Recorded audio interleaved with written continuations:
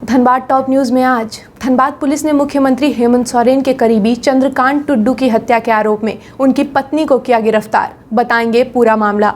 धनबाद के कांग्रेस नेता संतोष सिंह और डेको में काम करने वाले मजदूर क्यों उतरे सड़क पर, यह अभी जानेंगे। स्वागत है आपका धनबाद टॉप न्यूज में, मैं प्रियंका।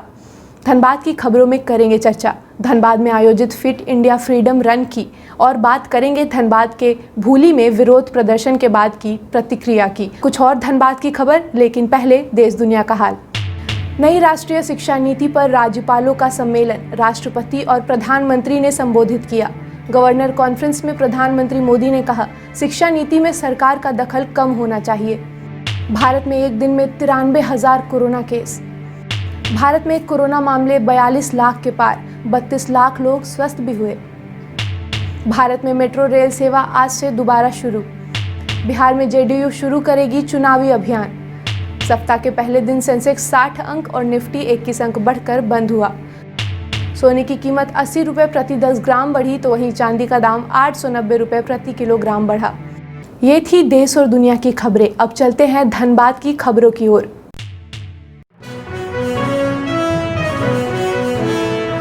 मुख्यमंत्री हेमंत सोरेन के करीबी चंद्रकांत टुड्डू के हत्या के आरोप में धनबाद पुलिस ने रविवार शाम उनकी पत्नी को गिरफ्तार किया है। पुलिस ने बताया कि चंद्रकांत टुड्डू की पत्नी हत्याकांड की मुख्य अभियुक्त पाई गई हैं। पुलिस के अनुसार प्रेम प्रसंग में महिला ने अपने पति की हत्या की थी। आपको बता दें कि पिछले अगस्त की 28 तारीख को चंद्रकांत टुड्डू के शव के टुकड़े उनके घर से कुछ दूरी पर पाए गए थे। 28/8/2020 में राजगंज थाना का एक केस है, इसका ब्लड रिलेटिव है। इसमें एक बॉडी और 2 भाग में मिला था दलदली गाँव में। इसके लिए विशेष टीम गठित किया। अनुमंडल पुलिस पदाधिकारी नितिन खंडेलवाल गौरवारा के नेतृत्व में टीम गठित किया है। उसमें काफ़ी मेहनत किया है लोगों ने, टीम ने बहुत अच्छा मेहनत किया और उसका सफलता यही है। इसमें इसका बैकग्राउंड यही है, इनका मृतक का वाइफ ही है, इनको मारा था, मर्डर किया है। उसका हथियार भी रिकवर हुआ है और उसका इसमें और रिकवर है उसका हेड का रिमेन्स है, वो भी तिलाटान तेतुलमारी थाना अंतर्गत वो भी रिकवर हुआ है। और हथियार भी दलदली में एक कुआं में रिकवर हुआ था, तो बॉडी रिकवर हुआ है।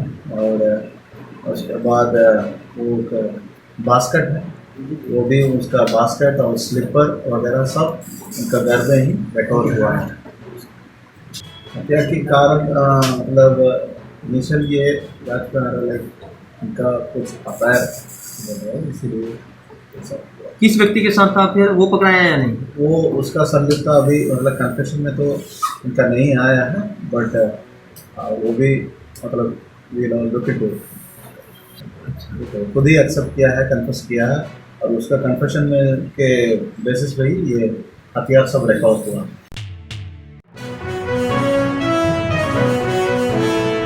NIT और GDMS के गाइडलाइन को कड़ाई से लागू करने की मांग को लेकर कांग्रेस के नेता संतोष सिंह और डेको में काम करने वाले मजदूर सोमवार को धनबाद के श्रम रोजगार मंत्रालय के बाहर विरोध प्रदर्शन किए।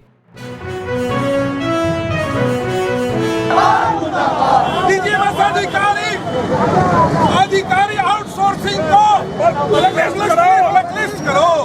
पूरे जिले में आउटसोर्सिंग का काम चल रहा है, पूरे NIT और DGMS के गाइडलाइन का धजूड़ा का काम चल रहा है। और झरिया में खासकर देखिए राजापुर जो प्रोजेक्ट परियोजना है, उस मौत का पहाड़ DGMS ने OP डंप के रूप में बना रखा है। NIT के अनुसार जो काम हो रहा, मजदूरों को जो वेतन मिलना चाहिए वो भी नहीं मिल रहा, और NIT के अनुसार जो सुविधा मिलना चाहिए वो भी नहीं मिल रहा। पूरा नियम का मखौल उड़ा कर रख दिया है BCCL के अधिकारियों ने। DGMS से मांग कर रहे हैं कि आप अपना दायित्व का पूरा कीजिए। और आज जो यहाँ हम लोग सड़क पर जो आंदोलन कर रहे हैं, इसलिए आंदोलन कर रहे हैं कि BCCL जिस तरह में अंग्रेज के समय जो था प्राइवेट कंपनी थी, इंदिरा जी ने रातों रात नेशनलाइज किया था, आज उसका दर्द हम लोग जा रहे हैं। हम लोगों की मांग है कि वहाँ के स्थानीय बेरोजगार लोगों को NIT के तहत रोजगार दिया जाए, वहाँ के लोगों लोगों को जो उजाड़ दिया गया है उनको बसाया जाए। ओपी डैम पे खड़ा है। डीजीएमएस अधिकारी से हम पूछना चाहते हैं कि जो यहाँ आउटसोर्सिंग कंपनी जो गुंडा पाल के रखा है, जो नौसिखिया है, उसका जो पालन नहीं करता है, उसमें है कि जो ओवरमैन है, जो माइनिंग किए हुए हैं, जो स्किल्ड के तहत जो बेरोजगार लड़का है, उन लोगों को काम देने की बात है।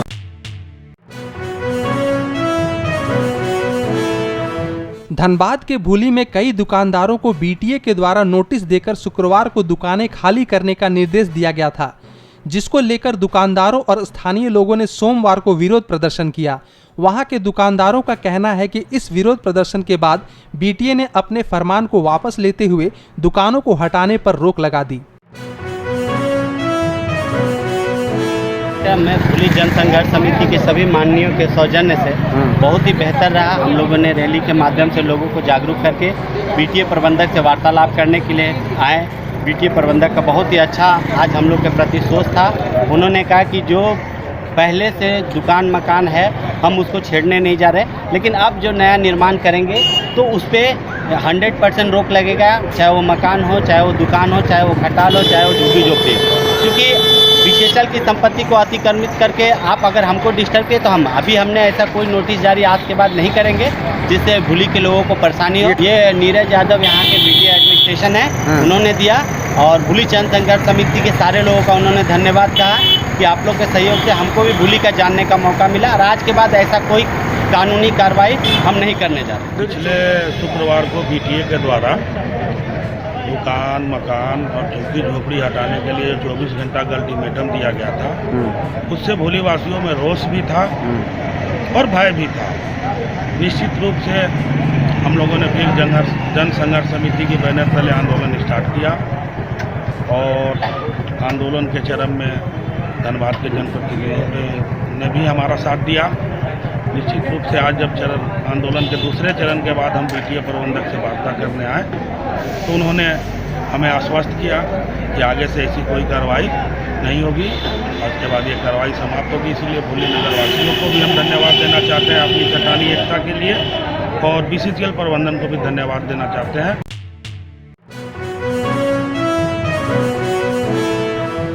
धनबाद के फुटबॉल एसोसिएशन ने लोगों को फिट रखने के उद्देश्य से फिट इंडिया फ्रीडम रन का आयोजन किया।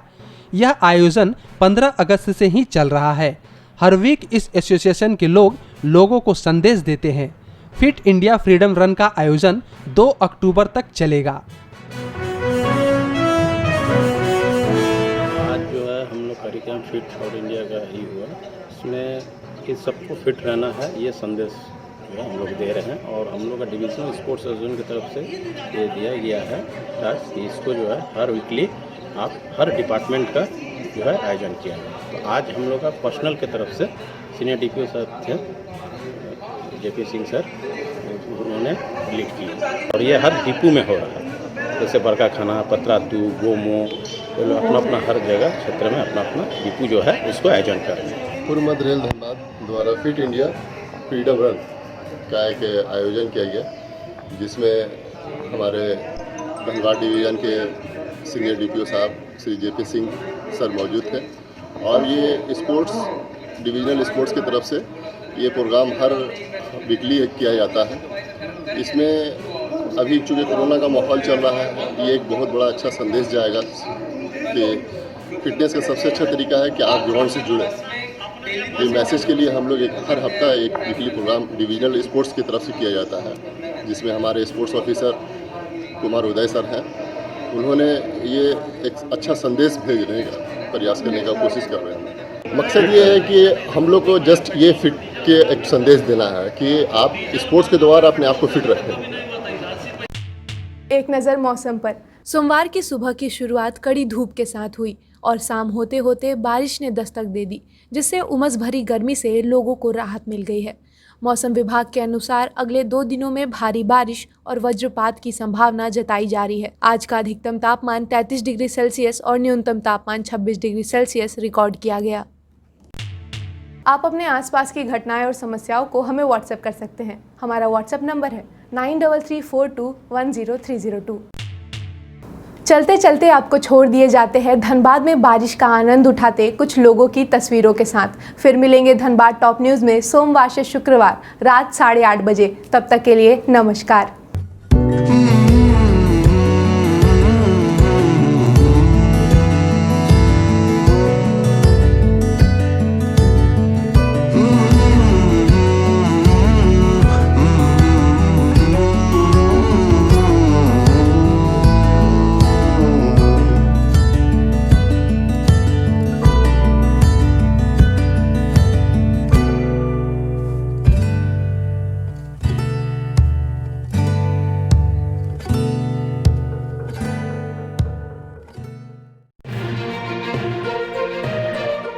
बने रहें TheTimesMedia.com पर। आप हमें फेसबुक और यूट्यूब पर भी देख सकते हैं।